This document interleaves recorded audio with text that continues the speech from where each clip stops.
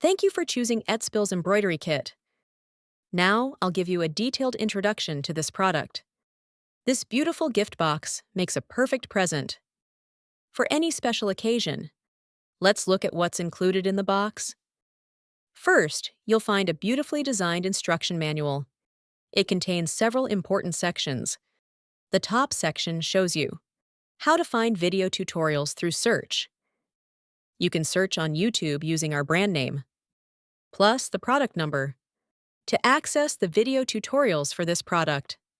Here are instructions for threading and separating strands. After threading your needle, adjust the thread to have one long and one short end. Tie a knot at the longer end. This section shows how to mount the embroidery hoop. Here's information about needles and thread strands. Each embroidery floss consists of 6 strands. The number 1 at the front means use 1 strand for embroidering. The mark number 1 after it indicates using color number 1 floss. Looking at number 1 in the chart below, the color code is 336. Then separate 1 strand from this color of floss. Let's look at another example. This shows the fishbone stitch. The number 5 written in front means you'll need 5 strands of thread. And number 6 indicates using color number 6 floss. Here are 3 different sizes of needles. Above are the needle usage guidelines. Size 1 needle is for 1 to 2 strands. Size 2 needle is for 3 to 4 strands. Size 3 needle is for 5 to 6 strands. If using smaller needles isn't convenient, you can use the largest needle for all your embroidery. This explains how to separate thread strands.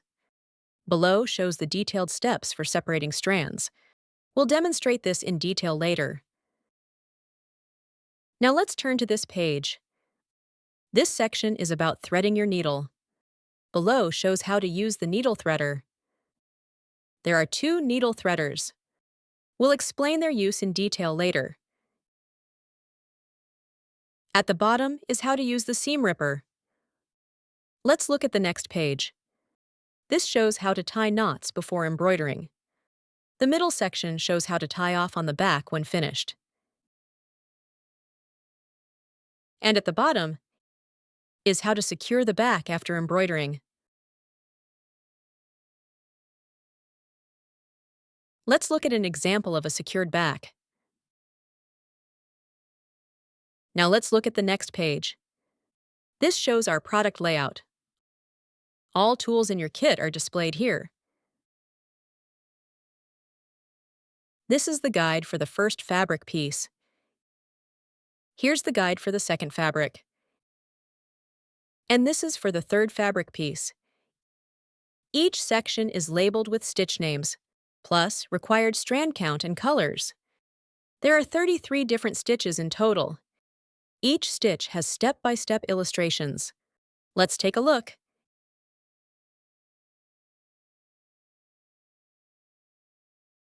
And here's our email address. You can contact us through this email. With any questions you have, we'll respond as soon as possible. This is the floss organizer. It contains 8 different colors of floss. Let's open it up. Here are all the floss colors. I'll show you how to organize your floss later. This is the individually packaged fabric. Let's open it. There are 3 pieces of fabric inside. Each has a printed pattern with a number in the top left corner. Use this number to find the corresponding video tutorial. Each fabric has a different pattern. This is an embroidery hoop. The hoop is 20 centimeters in diameter. Now I'll show you how to mount the hoop. It has inner and outer rings. First, loosen the screw here. To separate the rings, notice the nut on the left side. Don't worry about it falling off. It's securely attached. Even if you completely unscrew it, it won't come loose. This is an improved feature in our upgraded product. Place the inner ring on your work surface. Then take a piece of fabric. Place it over the inner ring. Before adding the outer ring, center the pattern on your fabric. Then place the outer ring over the fabric. Tighten the screw, but don't tighten it too much yet. Adjust the fabric as you gradually tighten the screw until the fabric is relatively firm. Then adjust the fabric edges to make it more taut. Now the fabric is properly tensioned. We can tighten the screw a bit more. Gently press the fabric with your finger. It should have slight bounce when properly tensioned. That's how to mount your embroidery hoop. Next, let's look at this small toolkit. Let's open the toolkit. This is a thread organizer. It's used for storing your floss. I'll show you how to organize your floss later. This is a needle case. It matches what's shown in the manual. You can choose the right needle size as needed. Everything is clearly marked. This is a seam ripper. It's very simple to use. If you make a mistake or aren't happy with your stitching, you can use this to remove the stitches. Let me demonstrate. Let's say this section isn't quite right. You can use this tool. Gently lift up, and the thread will be cut. Use the same method on the back. It's a quick and easy way to remove stitches. The tip of the seam ripper is sharp. Store it safely after use to prevent accidents with children. This is a needle threader. It can thread 1 to 6 strands. Let me show you how. Let's prepare 2 strands of floss and a medium-sized needle. First, insert the threader through the needle eye. Hook it on the wire.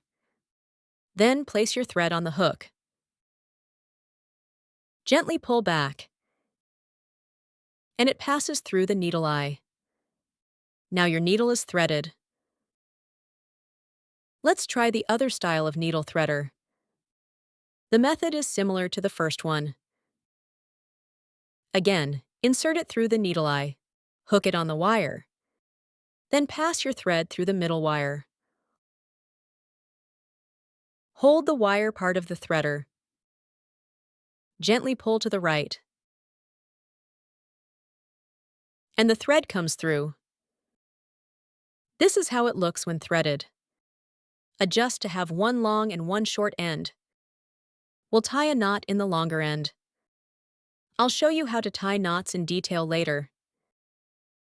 This is a thread organizer. Now I'll show you how to use it. First, remove the tabs at the top. This makes organizing your floss easier. There are 14 numbers on top. Our kit has 8 colors. Match them to the manual. For example, let's find color number 3. Its code is 906. Find the floss labeled 906. After organizing the floss, place it in slot number 3. Now I'll show you how to organize floss. First, remove the color label. Don't throw it away. Set it aside. Find both ends of the floss. Don't pull directly when organizing. This can create tangles. When organizing floss, loop it over your hand.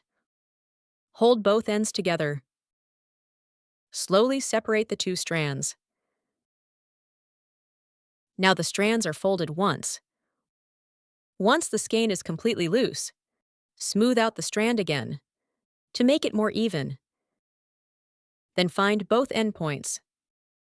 Bring the ends together. Fold once more to make it shorter. Then fold one more time. Usually 3 folds is enough for the length. The final length should be about 1 meter. This is how it should look. Now use scissors to cut both ends.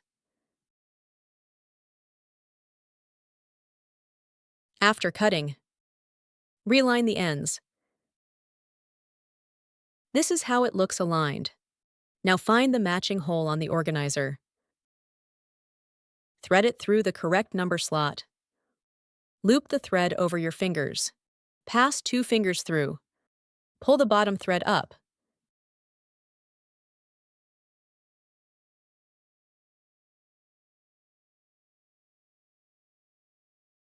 Now we've organized one color.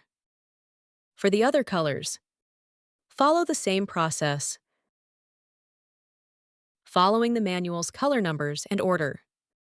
Organize all colors onto the thread organizer.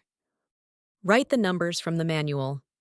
For example, color number 1 is 336, so write 336 in slot number 1. Write the codes for all other colors. This makes finding colors easier while working.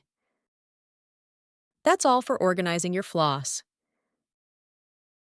Next, I'll show you how to separate strands. First, take one length of floss. Separate it. You can see it has 6 strands. Let's separate one strand. Gently pull outward. You'll notice changes here. Just keep pulling gently. Don't pull too quickly to avoid tangles. After pulling, this section will naturally separate. This is one separated strand. If you need 3 strands, use the same method to separate 2 more. Combine the 3 separated strands together. Hold the ends and smooth them out again. These are your 3 prepared strands. We've already shown 2 threading methods. Now I'll show you a method without using a threader. Hold the thread end with 2 fingers. Just expose a tiny bit. This makes it easier to thread. Point the thread at the needle eye. Gently wiggle it, and the thread will pass through. Pull the thread from the other end. Now it's threaded. Like before, adjust to have one long and one short end. Next, I'll show you how to tie knots. Take the longer end. Make a loop at the end. Pass the thread end through the loop.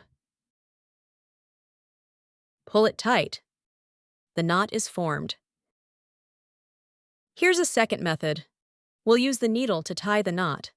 Place the needle over the thread, then wrap around it. About 2 times. Hold the wrapped section. Pull the needle up, pull the thread. A knot is formed. We have a third method. Hold the thread with thumb and index finger. If you're left-handed, you can use your other hand. The method is the same. Wrap once around your index finger. Use your thumb to rotate the loop. Press the thread end with your middle finger and pull. The knot is formed. All 3 methods work well. Use whichever you prefer. Always tie a knot before starting to embroider. In the following demonstrations, we won't show this each time. Let's quickly demonstrate the embroidery process. First, prepare your fabric in the embroidery hoop and your thread. Tie a knot in the longer end. The thread should have one long and one short end. Let's do some stitching.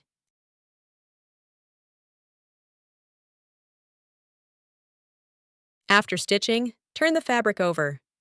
We need to tie another knot on the back. Pass the needle under some existing stitches. Wrap the thread around the needle twice. Hold the wrapped thread with your finger. Push the needle up. Pull the thread. This is how to tie off when you finish. Then trim off the excess thread. That's the complete embroidery process.